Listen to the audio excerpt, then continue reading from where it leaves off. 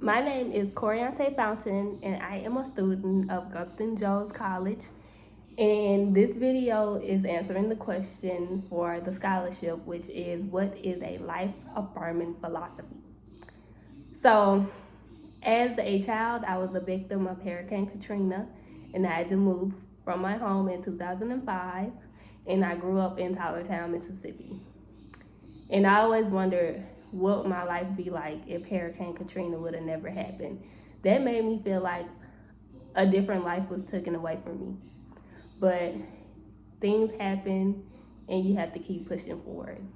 As a kid, I grew up with an alcoholic parent, which was my mother, and she never worked, so my great grandmother took care of me. And my dad was in jail and he just got out recently, and I'm starting to gain a relationship with him. But when my great grandmother passed away, to me, it was just, why am I a child thinking about who's going to take care of me? Am I going to be homeless? And I thought that would change my mother, but it didn't.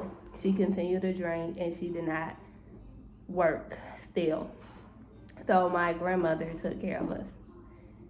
And the more I grew up with my mother, no, I did have siblings, but they were older, and once they graduated, they did move here to Atlanta, Georgia, so I was there by myself. So the more I grew up with my mother, I wouldn't say it was that bad, but when she did drink alcohol, she was very abusive emotionally, physically, and mentally. And now I still have childhood trauma, but I deal with it very well. But once I graduated high school, I was more focused on not being like my mom. And that may sound weird, being a life affirming philosophy, but it made me realize that no matter where you come from, someone can sit here and tell you the saddest story, but at the end of the day, you have to get up and say, hey, I don't want this for myself. You have to value your life. You have to keep going. And that's what I look at funeral service as. You lose someone, you go through the stages of grief, and you have to keep going. And you may remember them, you may have times you may cry, but you have to keep going. And even when I moved to Atlanta, Georgia, I didn't start college immediately. But once I did, I was very proud of myself. Nobody ever told me they were proud of me. When I started, I didn't get that confirmation from my mother. I couldn't talk to my father. And my siblings, we didn't have the best relationship growing in that type of household.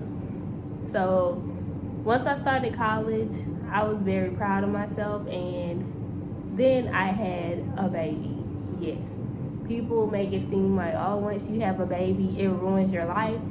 But my child is another life affirming philosophy that came into my life. When I had my child, it pushed me even harder to value who I am. Because it has been times where I felt like no one loved me, no one cared about me, and I just couldn't do it anymore. But when I gave birth to my child, it made me more determined. It made me value life. It made me value anything I do way more, because every day he's watching me. Just like every day I was watching my mother, I wanted to become the opposite of her. And I'm very proud of myself because that's what I'm doing. And now that I'm far away, we have a better relationship.